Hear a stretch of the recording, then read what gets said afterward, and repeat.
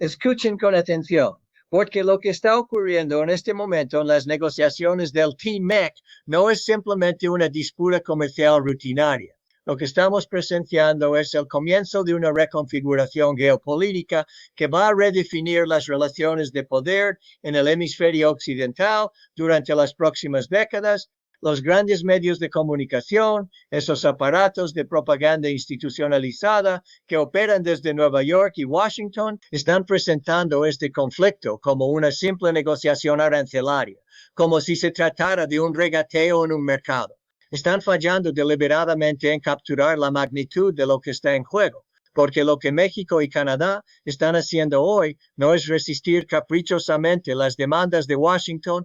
Lo que están haciendo es algo infinitamente más significativo. Están desafiando la arquitectura misma del orden económico norteamericano, que Estados Unidos ha controlado con mano de hierro desde que el TMEC entró en vigor en 1994. Esta no es una historia sobre aranceles, esta es una historia sobre soberanía, sobre el momento en que dos naciones deciden que el costo de la subordinación es demasiado alto.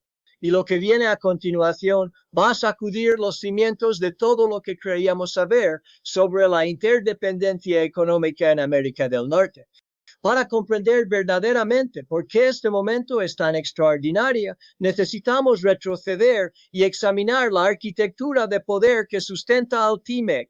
Cuando Donald Trump renegó el tela original y presentó al TMEC como su gran victoria, la narrativa oficial fue que Estados Unidos había recuperado terreno. Pero hay algo que Washington nunca quiso que el público americano entendiera con claridad.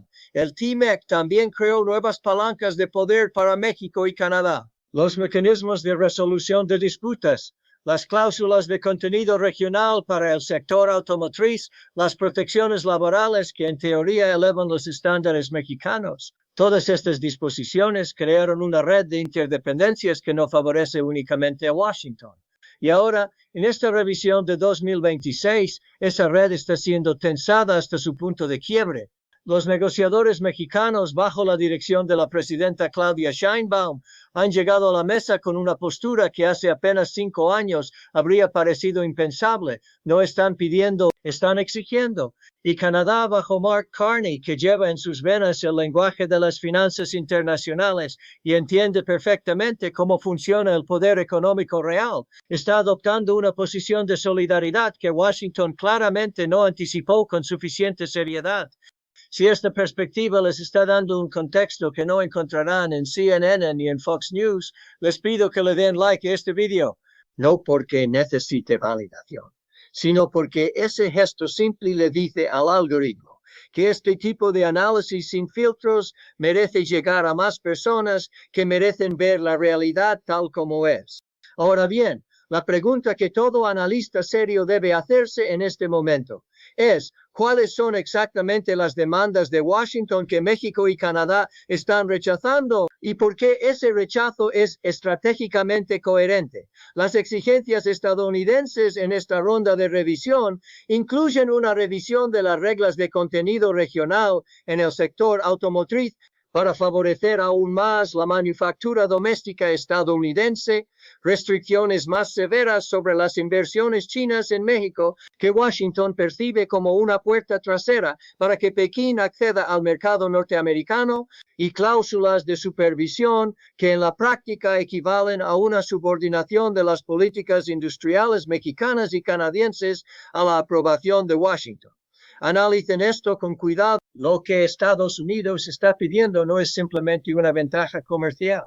Está pidiendo una cesión de soberanía económica disfrazada de lenguaje técnico. Está pidiendo que México y Canadá renuncien a su derecho de definir sus propias relaciones con terceros países, particularmente con China. Y aquí está el error de cálculo fundamental de Washington. En 2026, tanto México como Canadá tienen alternativas que en 1994 sencillamente no existían.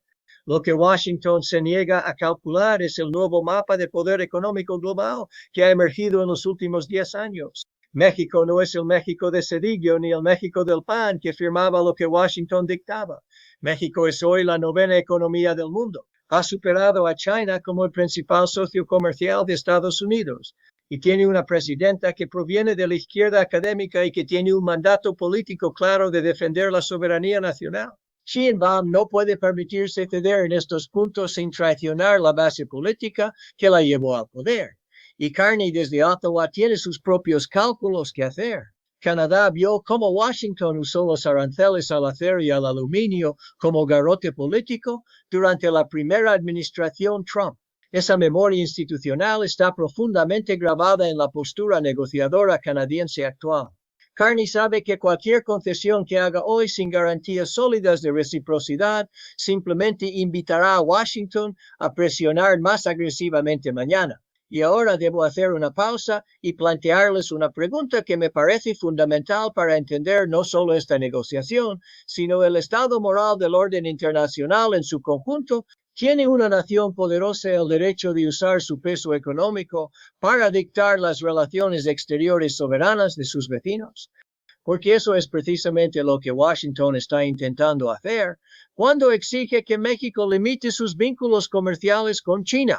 Reflexionen sobre esto y comparten sus pensamientos en los comentarios, porque esta no es una pregunta retórica.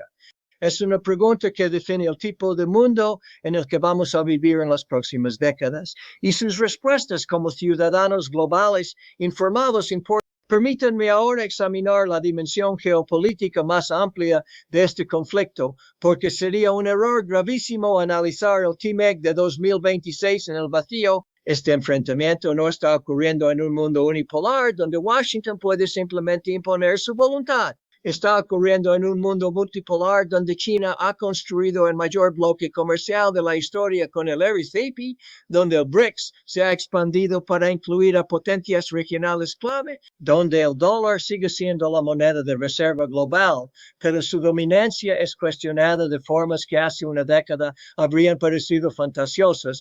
En este contexto, la presión de Washington sobre México para que restrinja las inversiones chinas no es simplemente una política comercial, es un frente más en la guerra económica más amplia entre Washington y Pekín. Y México está siendo presionado a convertirse en un peón en ese tablero geopolítico sin su consentimiento. La respuesta de Sheinbaum ha sido diplomáticamente cuidadosa, pero estratégicamente inequívoca. México no va a sacrificar su desarrollo económico en el altar de las rivalidades geopolíticas ajenas. Ahora examinemos algo que los analistas de salón en Washington están ignorando consistentemente, la dimensión interna de esta resistencia. En México hay una coalición política y empresarial que se ha fortalecido considerablemente alrededor de la idea del nearshoring. Las inversiones chinas, taiwanesas, japonesas y coreanas que han llegado a México para aprovechar el acceso preferencial al mercado norteamericano han creado empleos, han transferido tecnología, han desarrollado parques industriales en estados que históricamente estaban marginados del desarrollo económico. Para los gobernadores de Nuevo León, Coahuila, Querétaro o San Luis Potosí, estas inversiones no son una amenaza ideológica abstracta. Son hospitales construidos, universidades equipadas, trabajadores con salarios decentes. Pedirle a Sheinbaum que cierre esa llave de inversión para satisfacer las demandas de Washington equivale a pedirle que destruya su propio proyecto de gobierno. No va a ocurrir. Y si los negociadores de Washington todavía no han internalizado esta realidad política mexicana, entonces están operando con una inteligencia de situación peligrosamente deficiente. En este punto del análisis, si todavía no están suscritos a este canal, los invito a hacerlo ahora, porque lo que está ocurriendo con el TMEC es solo el primer acto de una serie de confrontaciones geopolíticas que van a acelerar en los próximos meses y años, y quiero que tengan las herramientas analíticas para comprenderlas antes de que los grandes medios decidan qué versión de la historia les van a contar. El frente canadiense merece un análisis igualmente cuidadoso. Carney llegó al poder en un momento en que la relación con Washington había alcanzado un nivel de toxicidad sin precedentes en la historia moderna de las relaciones bilaterales entre los dos países. Las amenazas de Trump de imponer aranceles del 25% a las exportaciones canadienses, las bromas sobre convertir a Canadá en el Estado 51, la retórica sobre el subsidio que supuestamente representa para Canadá el paraguas de seguridad norteamericano, todo esto creó en la opinión pública canadiense un momento de claridad política extraordinaria. Los canadienses entendieron, quizás por primera vez en generaciones, que la proximidad geográfica y económica con Estados Unidos tiene un costo que puede volverse insostenible si Washington decide usar esa proximidad como herramienta de coerción. Carney ha capitalizado ese momento de lucidez nacional para construir una postura negociadora que tiene respaldo democrático genuino. No está cediendo porque hacerlo le costaría políticamente más de lo que le costaría resistir. Eso es un cambio estructural en la dinámica de poder negociador, que Washington no sabe todavía cómo manejar. Lo que los estrategas de Washington están fallando en reconocer es que la palanca del acceso al mercado estadounidense, que durante décadas fue el argumento definitivo para hacer que México y Canadá cedieran en cualquier negociación, ha perdido parte de su fuerza coercitiva precisamente porque la interdependencia es tan profunda que el costo de una ruptura es catastrófico para todos los lados. El sector automotriz norteamericano está tan integrado a través de las tres fronteras que no existe un escenario realista en el que Washington pueda imponer aranceles punitivos a México y Canadá sin devastar simultáneamente a Detroit, a Ohio, a Michigan. Las cadenas de valor son tan complejas que un motor fabricado en México puede cruzar la frontera 6 o 7 veces antes de convertirse en un vehículo terminado vendido en un concesionario de Texas. Washington tiene poder de negociación, por supuesto que lo tiene, pero ese poder es significativamente más simétrico de lo que la retórica de la dominación norteamericana sugiere.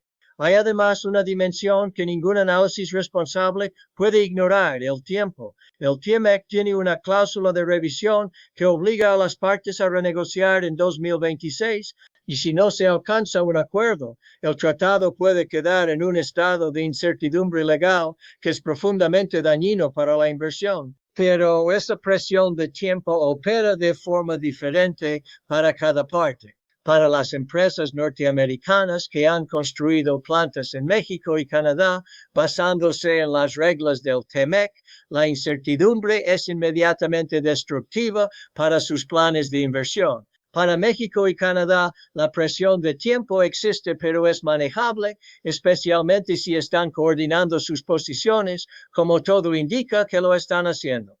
Esta coordinación entre Ottawa y Ciudad de México es quizás el desarrollo más significativo y menos comentado de toda esta crisis. Dos países que históricamente han competido entre sí por atraer inversiones y por capturar la atención de Washington, están operando con un nivel de coordinación estratégica que cambia fundamentalmente la aritmética negociadora.